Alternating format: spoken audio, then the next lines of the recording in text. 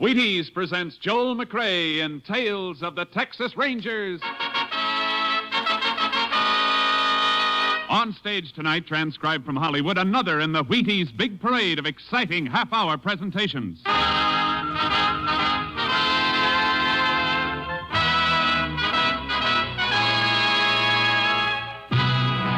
Tales of the Texas Rangers, starring Joel McRae as Ranger Pearson. Texas, more than 260,000 square miles, and 50 men who make up the most famous and oldest law enforcement body in North America.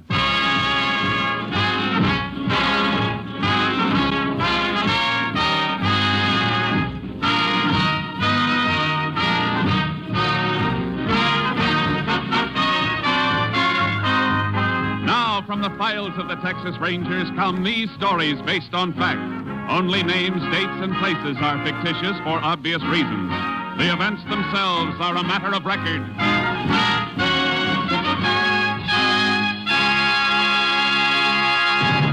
Case for tonight, the White Elephant.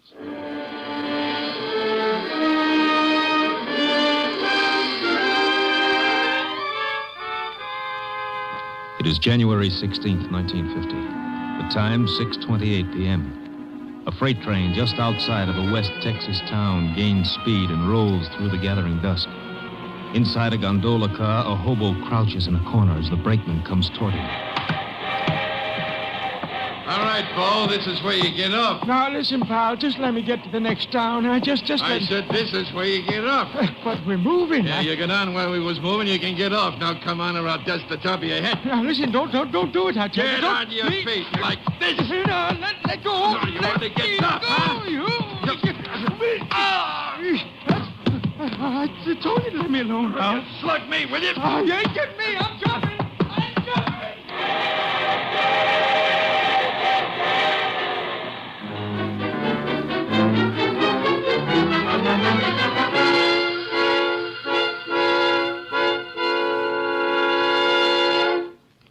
Tales of the Texas Rangers will continue in just a moment. You take a nice, ripe, plump kernel of wheat, and you roll it out flat, and you toast it a little. And what have you got? A Wheatie. Do that over and over and over again. Do that enough times, and pretty soon you have a whole bowl full of Wheaties, and you can sit down to breakfast. Now, of course, you and I know not many people go to all that work to get their breakfast Wheaties. They just tip up that big Wheaties box and let those crisp little flakes tumble into the bowl. And you know what? When you do that, you get the very same 100% whole wheat goodness and energy that you'd get if you rolled out your own Wheaties flakes kernel by kernel. And the best tip I can give you is to tip the Wheaties into your own bowl first thing in the morning and see how Wheaties at 7 can help at 11.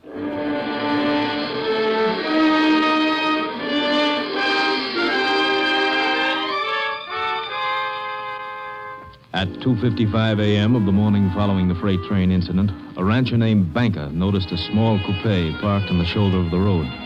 It bore Oklahoma license plates. Banker turned his spotlight on the car, saw a man slumped down in the driver's seat. A half hour later, Sheriff Caldwell, notified by Banker, began investigation of the murder and called in the Texas Rangers. Ranger Jace Pearson was assigned to the case. And a few hours later, Pearson, Banker, and Sheriff Caldwell stood at the scene. Pearson listened to Banker. It was just about 3 this morning when I saw it, Ranger.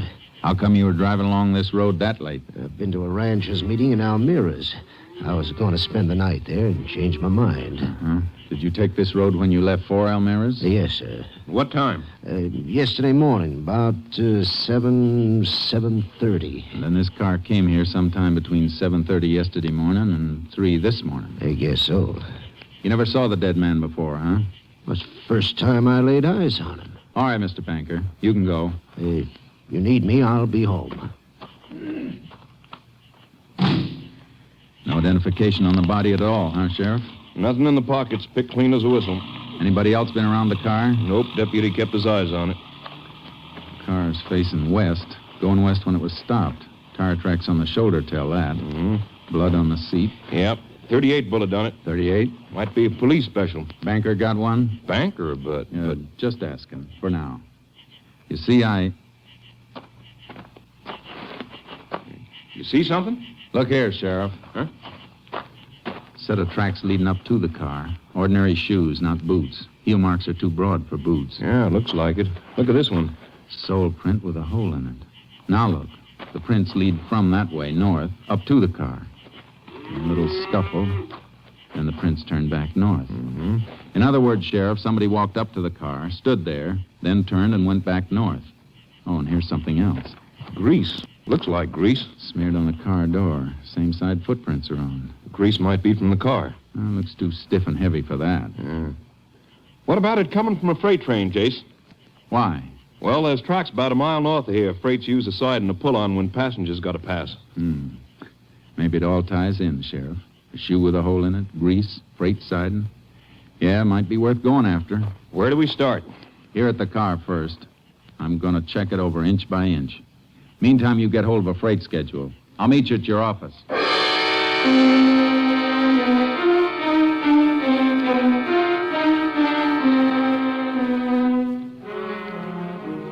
When I checked the car inside and out, I found a few things that were interesting and a little puzzling. I sent a sample of grease to the laboratory for analysis and took plaster casts of the footprints. Then went on to Sheriff Caldwell's office. He had the information I'd requested. Here it is, Jace. Schedule of freights went through yesterday. How many? 3 of them. We can check those, all right. Of course, we might be sending dogs up the wrong tree. Looks like a hobo to me. Yeah. Let me see the dead man's fingerprints. Sure, here you are. These match with some of the prints in the car. See? Closed delta. Yeah. How about those others you got? Picked these up on the door that had the grease on it. Smeared all over. Couple clear enough to use, only... Only what, Jace? You know, there wasn't a single print on the steering wheel. Seems like the dead man's prints ought to be on it. Gloves? I didn't find any gloves on him, nor in the car. Yeah. By the way, I got a call out if any hobo picked up or seen on those trains. Good. Now, I found these tucked under the sun visor in front of the driver's seat. Gasoline receipts made out to Carl Thompson. Oh, that'll save a lot of checking. We'll forward the dead man's prints anyway. That steering wheel bothers me. Excuse me, Jace. Sheriff Caldwell. Oh, yeah. Good.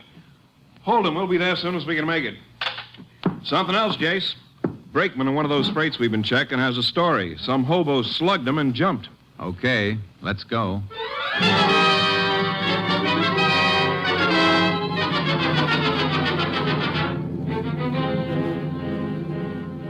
The brakeman took us to the approximate spot the hobo jumped off the freight.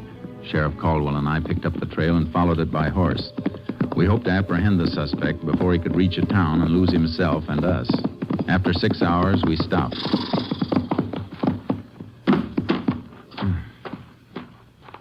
What's the matter, Jace? Tracks are different. Come here and take a look. Different?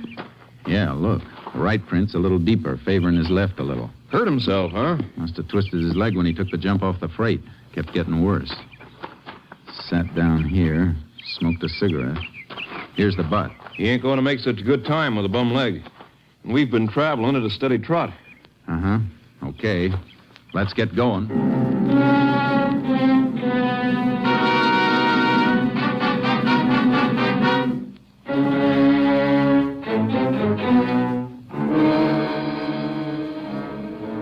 The suspect's trail showed increased favoring of his left leg. His progress became slower. More and more often he stopped to rest, and the trail became fresher and fresher. Evidence in a deserted shack showed suspect had rested there for quite a while. We picked up the trail again. We're getting close, Sheriff. How do you know? Noticed something just now. Take a look at these prints. Same as the ones we've been following. Not quite. Hole in the right shoe. It's not that. I'm talking about this anthill he crushed. Well, what about it? Quite a few of the prints had anthills in them, crushed and rebuilt. So? Ants start working on a new hill when the old one's been tramped down. This one's so fresh they haven't had time to rebuild. Hey, that's right. He can't be far off. Guess we better leave the horses tied up here, Sheriff, and start moving on foot.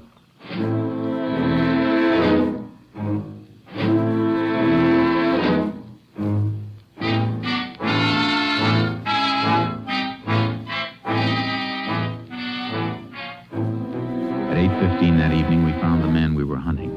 He was asleep. He gave us no trouble, and he denied anything and everything about the crime. We took him back, and I kept questioning him, but he stuck to his story. I never was there. I didn't do it. Ever own a gun? 38 police special? I told you 100 times I never owned no kind of gun. How'd you take all that skin off your arm? Dunno. Fell, maybe. You got that while you were running away. When you jumped off the freight, after you slugged the brakeman. No. Grease on your jacket. How'd it get there? Maybe off in the freight. Sure. That car we showed you, the one you said you'd never seen before. It's the truth. Is it? Hold up your right foot. What? Hold it up. Hole in the right shoe. What of it? Here's a plaster cast. Cast at the print of the scene of the murder. Take a good look. But I wasn't there, I tell you. Ever hear of fingerprints? Oh, sure. Here are yours. And here's a set found at the crime. They match. You still say you weren't there? I didn't kill nobody. Let me see your hands. When'd you wash them last? I don't know. Maybe a couple of days ago. You know we can tell if you fired a gun. I never had no gun. Did you rob the man in the car? No. Look at me. You were there, weren't you? We can prove it. Well, all right, I was there. But I didn't kill him. Why'd you lie? Well, I was scared. If you're innocent, you don't have to be scared. Look, Ranger, I got a couple of bag wraps. That all? Hey, sure. We can check that, too. All right. I got a couple of wraps for pinching stuff. Nothing big. Now, look. Tell me exactly what you did. Well, I come in off a freight. I was walking across when I seen the car. I figured it was funny, something funny. Why? Well, car parked like that. Then I walked over, seen the fella in there. He was dead. I beat it, hopped the freight. That all? You know what else up to now. Did you get in the car at No, all? sir. Did you touch the body or take anything from it? I swear it, Range, I didn't. Did you touch the steering wheel and then wipe it off? Wipe it? No. What for? Look, I tell you, Jace, Yeah, Sheriff. come here, will you? Sure. You stay put. I got no place to go. Here's all the dope and the murdered man, Thompson. Come in just now. Carl Thompson, resident Tulsa, Oklahoma, traveling salesman for Prince Extract Company. This checked? Double. Tallies with the gasoline receipts. Mm-hmm. What about him? The hobo? Yeah. I think the only crime he committed was failure to report what he saw. His fingerprints were all over the outside of the one door of that car, and none inside. Seems to me if he thought of cleaning up the inside, he'd have done the same outside. Yeah, looks like it. We'll give him the paraffin test anyway and see if he's fired a gun lately. And if he didn't? Start all over. And start with that clean steering wheel.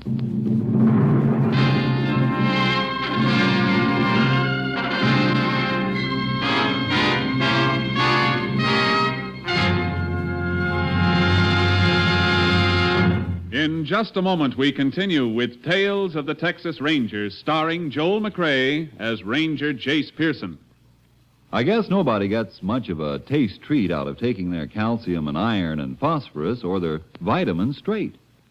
But you simply have to have all those things to keep feeling good. And you should have them first thing in the morning, too. Because morning's the time you do most of your big day's work. That's when you really need the energy. You see, morning is the time when you really should... Wait a minute, Frank. Why don't you just tell them this? See how Wheaties at 7 can help at 11. Why, you took the words right out of my mouth, of course. Wheaties at 7. Because Wheaties have all those vitamins and minerals. That's how Wheaties give you the zip it takes to feel eager and ready for anything all morning long. Whether you drive a truck or plow a field or if you're just plain busy with a multitude of household duties. And Wheaties do you another big favor. Wheaties wrap all those vitamins up in a wonderful, sunny, toasty, nut-like flavor that fairly hollers, give me some more. Wheaties are crisp. They're munchy. You know, fun to chew on. Taste as good going down as they make you feel when they get there. So do this, will you? Not for me, but for yourself. Hurry on down to the Wheaties tomorrow morning and just see for yourself how Wheaties at 7 can help at 11.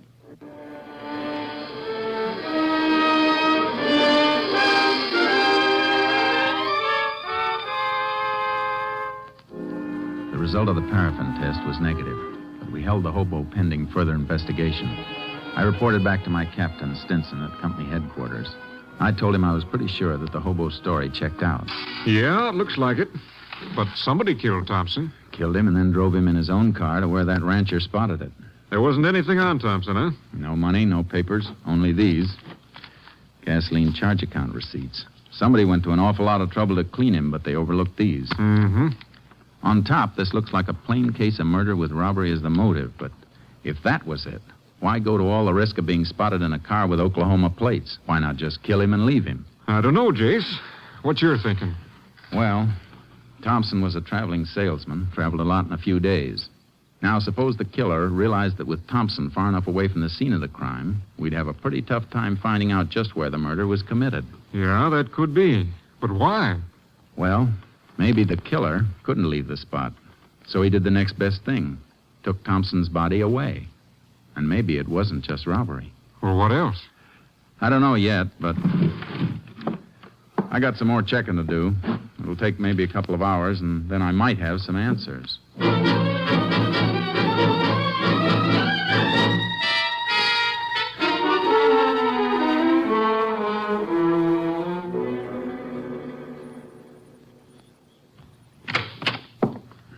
Well, a couple hours on the nose, Jace. You get anything new? Some more dope on Thompson, Captain. He never carried much money, never was known to have picked up a hitchhiker, and I got a pretty good idea where he was killed. These gasoline receipts tell a fair story. Yeah? How? Well, this one, for example, dated the 15th day before he was killed, made out in Bannon. He got 16 gallons of gas there. Oh, did you ever think somebody else might have been using his credit card? Yeah, but Thompson traveled that route pretty often. Chances are he was well known at the service stations. Yeah, that's right. Okay, go on. I ran a mileage test on his car. He got about 17 miles a gallon. Now, his tank holds 16. I did a little figuring. Just about enough gas was used to get him from Bannon to where his body was found. But he could have been killed anywhere between Bannon and where he was found dead. Sure, I know that. But it still looks like my next stop is Bannon.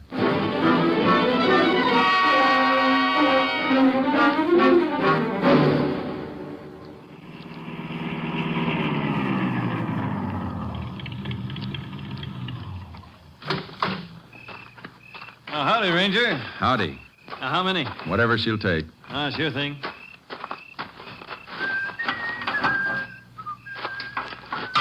You the owner here? Yes, sir. How long? A couple of years. You work alone? Well, nights, yeah. Take a look at this, will you? One of my receipts. Credit card stuff. You know this Carl Thompson? Yeah, see him every, 4 or 5 months. When did you see Thompson last? The evening he bought that gas. Why, anything wrong, Ranger? Was Thompson alone that evening? Yeah. I never remember him ever having anybody along. What else do you remember about that evening? Oh, one of the worst sleet storms we ever had. Hit like It'd be tough for him to drive then, huh? Oh, sure. Well, hey, he was asking about some place to stay. He never stayed in Bannon before? I don't know. Leastways, he didn't know much about the places. I told him to try the hotel. He said it was full up. He said the motels were jam-packed. The lousy weather. You know where he went? Well, said he was going to try and find a place along the highway. Why, anything wrong? Plenty. Here's for the gas. I might come back and ask you some more questions. Thanks.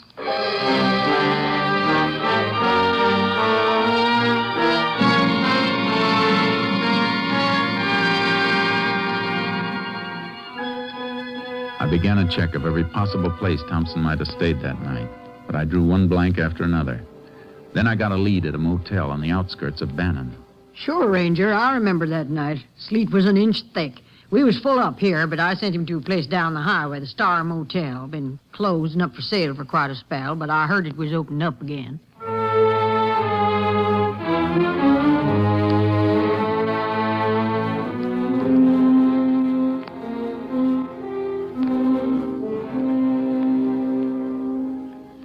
I went to the Star Motel. It was closed tight. Every cabin was locked, the windows boarded. There wasn't a soul around.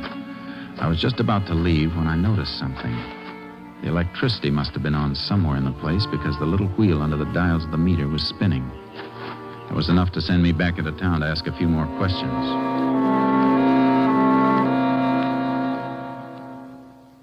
Now, let me see, Ranger. Star Motels. Yes, sir. Here's what we want right here. Uh-huh. Are these all the electricity bills? Yes, sir.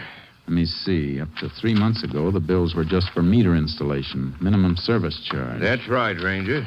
But for the last 3 months, $475, $389, $560. Kind of funny, isn't it? The place is closed, but for the last 3 months, the bills have averaged over $4 a month.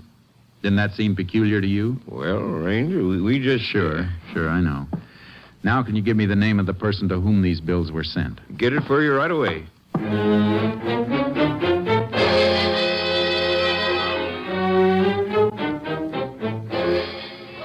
Why, yes, Ranger, Mr. Carlson's here. I believe he's on the phone right now, but if you come in... Thank you, ma'am. You Mrs. Carlson? Yes. I hope I'm not bothering you any, Miss Carlson. Not at all, Ranger. My husband's here. Oh, yeah? Yeah, I see. Well, I think that could be arranged. Yeah, sure. Tell you what, I'll come out a little later. I'll bring the client with me. Sure. Thanks for calling. Goodbye. And this is Ranger Pearson. Oh, hello. Sorry to barge in like this, Mr. Carlson, but I got a few questions. Questions? Sure, what about? You own the Star Motel, don't you? Yes, I do. Star Motel. Oh, that white elephant. White elephant? Yeah, I've been trying to get rid of it for 2 years. Why? Well, like Bessie said, it ain't been worth a hoot since the new highway went in 2 years ago. Only half the traffic that used to pass it. It hasn't been used for 2 years? Well, I guess I didn't mean exactly that. What did you mean? I tried to keep it going for a year after the highway went through, but couldn't rent enough rooms. Wasn't worth trying to save. You got the keys to it? Keys? Oh, sure. Is something wrong, Ranger? Might be, ma'am. Can you take me through the motel, Mr. Carlson? Anytime. Right now, suit you? Couldn't be better. Let's go.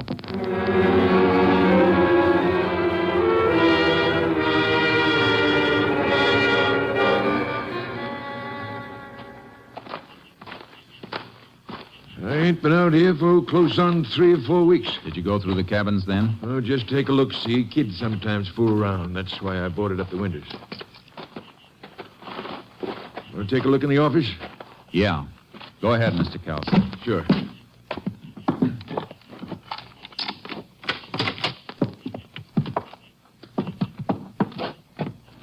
Nothing in here, Ranger.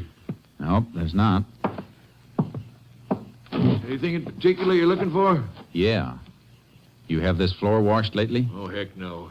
Ain't no use paying for something like that. It's been washed recently. Huh? But why? How do you know?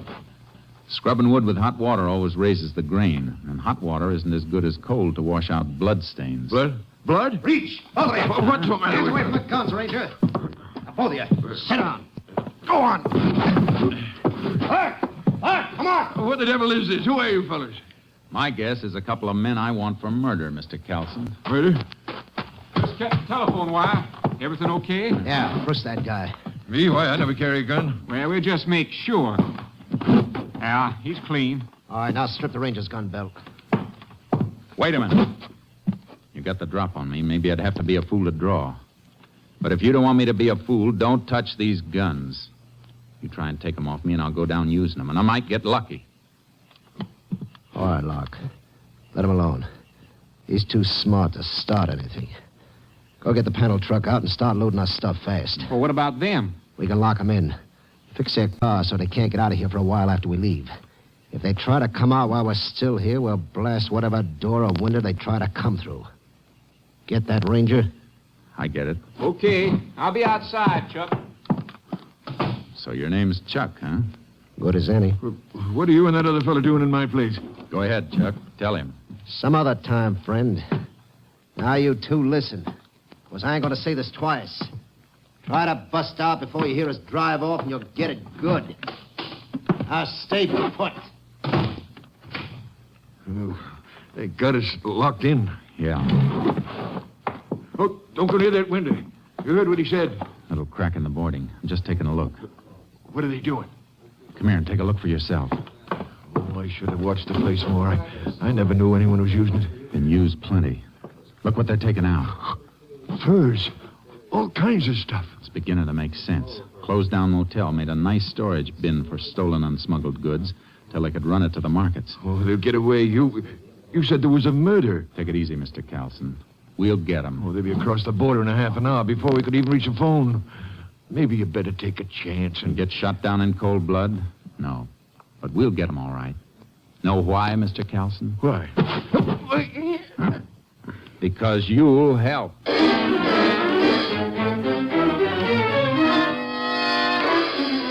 I pinned Calson with a quick headlock and then got one arm up behind him and applied pressure so I could keep him still while I had a free hand.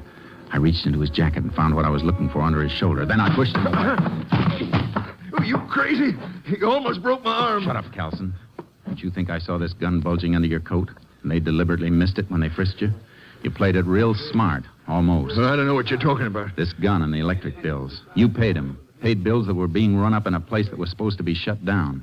Seemed kind of funny you never complained to the power company. So what? Well, So you got a phone call from your friends out there. They tipped you because they saw me nosing around here earlier, right? No. Okay. Okay, take a look out there. They're almost finished. In a couple of minutes, they'll be gone. In half an hour, they'll be over the border. How about you? You want to stick back here and face a murder charge? There's nothing you can prove. There's plenty we can prove, Calson. And you're holding the bag. You'll have a tough time explaining those electric bills and them missing your gun. I didn't kill that man. Did this Chuck do it? Yeah, that salesman come in. He saw what was going on. Chuck killed him, then drove him away. All right. Now listen real careful to me. I'm going to fire this gun of yours. Then you hammer on the door and holler for him. Get it? What do you want to Just do then? listen. When they come up, tell them you had to kill me. Tell them to open the door. Then, Mr. Calson, step back and out of the way fast. They'll be gone in a minute.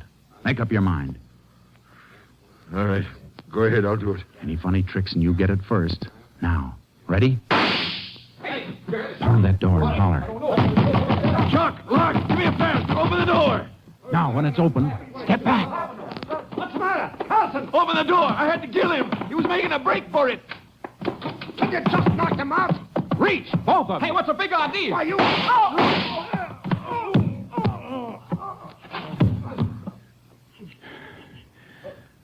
We'll come back for him later, Calson. Meantime, let's you and me get back to town. I got you a deal for this White Elephant Motel. You can trade it for a jail cell.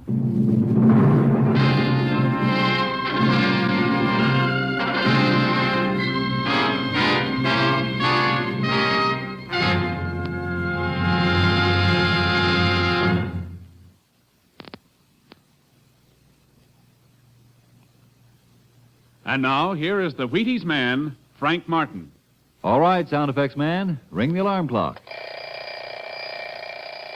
Yeah, I used to groan, too, when I heard that sound. But one morning I said to myself, now look, Martin, you gotta get up. Why fight it? Think about something pleasant. And right away I thought, Wheaties. That's about the pleasantest thinking a man can do. Why, when you figure you can sit down to a bowl of good, crisp Wheaties and then feel like tackling the world, when you know a bowl of Wheaties and milk and fruit can help you work good because you feel good, why, it almost makes you want to shake hands with your alarm clock. And when you hear it come morning, roll out happy, reach for the big orange and blue box, and see how Wheaties at 7 can help at 11. Next week, Joel McRae in another authentic reenactment of a case from the files of the Texas Rangers.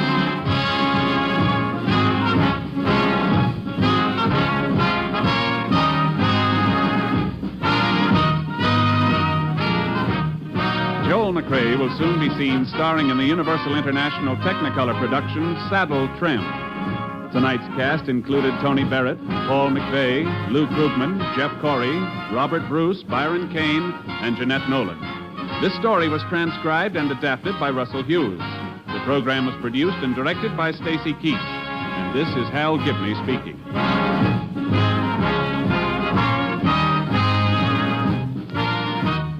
And this is the Wheaties man, Frank Martin, inviting you to listen Monday night to Frank Lovejoy in Night Beat on the Wheaties Big Parade. See you then.